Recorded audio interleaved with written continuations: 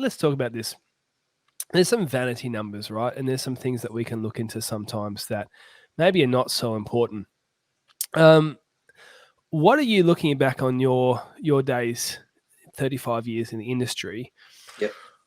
What are some of the things that you're most proud of about having run a small business? You're a family guy, the clients that you served, you're looking back in your 35 years. What do you remember as some of your proudest moments? Well, I think for the ability to be self-employed and like solo operator was to attend to my family. My previous occupation, I just wasn't home. I wasn't watching my kids grow up, and that's why I gave it away. And my proudest moment is to be able to participate in my children's activity when they're small, and now their children's, my grandchildren's activity. Probably one of my proudest moments, or proudest achievements, I guess, is my very first customer of 35 years ago. I still have them to this very day. That's awesome. When we first started, they had living in quite an affluent area, and I hadn't quite targeted, didn't have the, I guess, the confidence to tackle those type of premises. But I thought, well, I'll give it a go. And this very first customer accepted our quote. Wow. And it wasn't until I think last Christmas, every Christmas get a great present. I said to the husband, I said, John, I said, 35 years, just didn't think how much money that you've given me over those years. Like, mate, it must be, I don't know what it'd be, there's a lot. And I thought, I shouldn't have said that. And he turned around and looked at me and I thought, he goes, worth every cent. And I thought, that's good. My head just blew up and I stood proud and I walked out of there and I thought, that's why I'm in business, to have that recognition. After all those years, I've had some great clients, but to me, that was one of my proudest moments. And that was through the relationship that we've built over those years of respect from both sides. And I think that's the perfect relationship of a customer and a contractor, is respect and is building that relationship. And that's so important, Now you're not charging the same rate you were to them back in 1988, no. were you? Well, no. Well, no. They've been. Look, it's a full. My first, back then it was just purely lawn mowing, and after a couple of years, I certainly turned into a full key operation. So everything from irrigation to pruning to maintenance, it's all under. And mind you, this customer, they had the same pool cleaner and the same house cleaner for not as many years. I've outlasted them, all of them. They've either passed on or rode on ahead or retired. But that's the type of customer, and I mean, it'd be great to have every one of your customers of that nature. Yeah, of course. And it is difficult, because that is one of the things about the gardening industry is the results. It doesn't matter how good you are as a gardener. If you cannot firstly find somebody who has the budget, and then secondly, and we'll talk about this later, because we got to spend a lot of time on this, but communication. Yeah. Being able to communicate. Some people might call it sales, but I think sales has a bad rap, even though it might be the right word.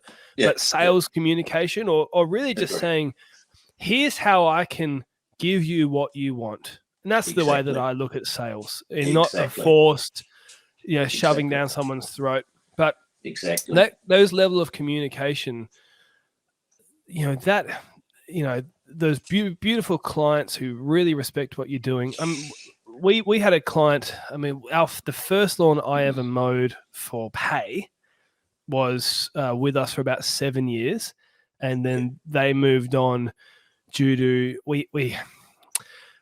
I held off on price rises for a long time on them, and then one day we just had to do it, and it was probably about, we should have done about 3 or 4 10% price rises, and it got to a point where it's probably a 40% price rise. And you're not the only one that's done that.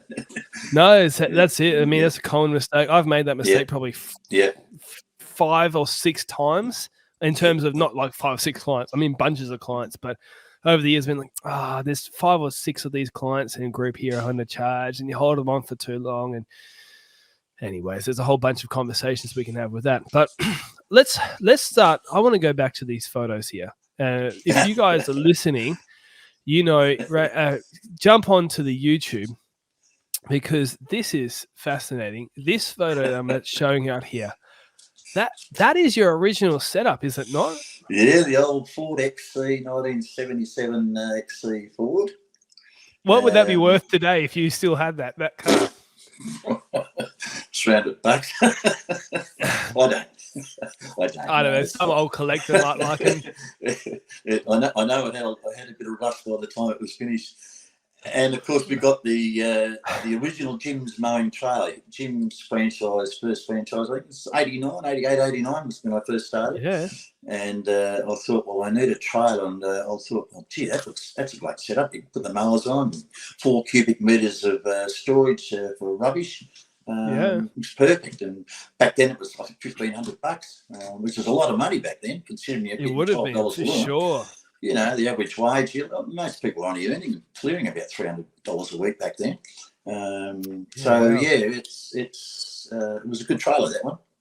So probably the same as buying a. Well, if you're talking that, you've probably maybe $7,000-8,000 trailer. Because that one hasn't got any enclosed for the mowers. No, it's a very simple trailer. Open, yeah, very simple. Gee, very effective. You know, I think my first year, I mean, during winter, we earned really good dough. I think back then we used to get $100 for a full load for rubbish jobs. And back then $100 was good. And I think our tip fees were they were huge. They were like $4. So it was $4 mind you, had to go into the bottom of the quarry, and we certainly accumulated a few punctured tyres. That's true. Yeah, but great trailer. And the equipment we had was two Honda mowers. They were the first Honda mowers that I think we imported from the States in 88, 89. And I think a Kawasaki whippersnippers. I had 2. I think there's one there, and a 3-wheeled Kawasaki Edger. But we didn't. There's no blower. Well, there might have been blowers, but I know the guy that I bought these from the mower shop. He was an ex lawn mowing contractor, and so I said to him, "What's the?" Because we didn't have. Don't forget, back in those, we didn't have YouTube. We didn't have anything to ask, and because back then contractors, you were the enemy. No one discussed prices. No one just, you had to do it all on your own. So I was fortunate to have someone that had been in the business. And I thought, well, I've got to, if I start, I wanted to make sure that I had reliable equipment. I didn't want to start with a second-hand mower or one mower, so I sort of had 2 of everything. I even had 2 brooms because I had to sweep the bars. If one broom broke, I'd have another broom to up with. But the secret of the business at that time was that 3-wheeled Edger. The amount of work that created, because it created spectacular edges. That won me a lot of clients, and I know a lot of guys. I can whip the snip quick, and nowadays I use an Atom edger. To me, I mean, I know some guys can edge really good with a whippersnipper. I'm not too bad at it, but I can't replicate the finish of an edger, of a powered edger like that. Look, I'll be. This might be controversial, but I don't think it should be.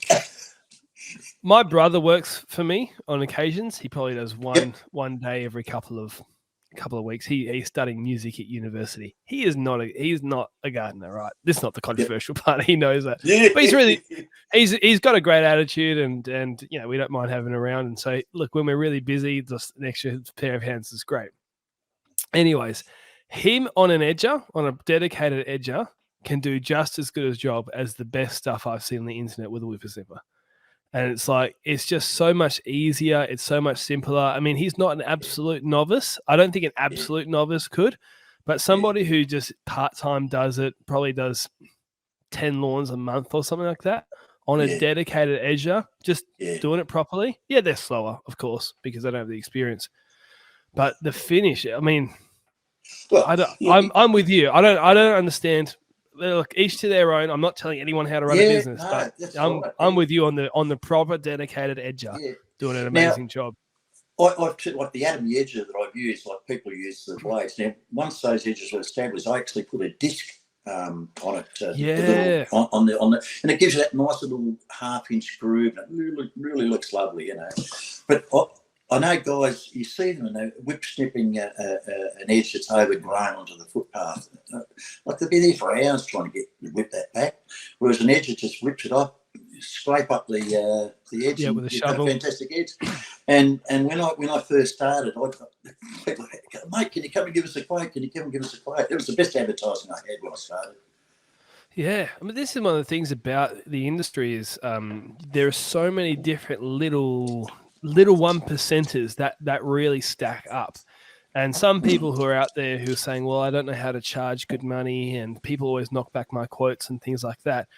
I mean, back in the day, you're talking about the same sort of philosophy where it's like just doing something a little bit extra, people come to you. Yeah. And when they see your job and they're coming to you because they've seen how good a job you do, they don't care about the extra $5, $7, $15. No. Their last guy, you hear it where they say, people say all the time, oh, my last guy charged $40. If they come to you in that, they're already sick of their last guy. The last guy never comes up in that type of conversation, you know? No. And it was amazing when you did the edge, when you finished the lawn, the first comment you get, wow, look at the edges. They didn't worry about the grass looks nice and cut and everything was tidy. It was the first thing their eye went to the edge. So, and when you walk along the street, you just do it sort of subconsciously. You think, gee, look at that edge. You know, you just sort of, it just makes a big difference, doesn't it? You know, it stands out. And yes, there's contractors that do a great job, and guys are on volume, you know, that can get through quicker. I can't do it. I can use an added manager twice as quick as I can use a whip snipper. I can do long edges. Like I had one of my cabarets that I used to look after. It was a couple of kilometres of edges. Now, there's no way no one's going to do that with a whip snipper quicker than like an atom edger. An atom edger is so quick, you just about run with the thing, you know. Yeah, I see that as well. Like, we don't use Atom. I mean, the last 4 podcasts or 3 podcasts I've done, the Atom Edger has come up in the podcast. And I keep saying I've never used one, even though one of the schools I used to work at had one. Yeah. Adam, you need to hook me up, all right? If you're listening to this now. We want a free sample, Yeah, I mean, I've been using a stick edger for a long time. We had a stick edger at my house. Yeah. It's the same thing, though, as well. Like, just using a stick edger, because you can just run it against the concrete or the, you know, whatever the edging is made out of. It's just quick, smooth, quick. That's something new. Like I've never ever used a stick edger. I might go out and buy one tomorrow, put on the battery combo. But I've never used one. I've just always, you know, I guess creature of habit. But I certainly wanted to give it a go. So I feel like you're quite an innovative person. I mean, I wouldn't. Okay, maybe innovative can be seen as a bit of a strong term because some people might say, you know, like, but the difference between innovative and being stuck in your ways is really what I'm getting at. On the spectrum of never change, very conservative mindset, not in political sense, but in a business sense. Very conservative, you know, afraid of change, all that sort of stuff. It seems like you're actually somebody who, because you just said you're in battery gear, right? Yeah. Like guys in their 60s, they're usually like, no, I don't want any of that new fancy stuff. Look, give me the old school stuff. And to the credit of the contractors on their forums, that's like, I think it was during COVID. I think that's when I started the battery. But watching the guys, a few YouTube guys are on the battery, and I thought, I'm going to try this. And I thought, well, we'll start off and see how we go, and have a look back. Hey, if you love the podcast, jump on our Patreon. It's the Patreon to keep this podcast going. The link is in the YouTube description.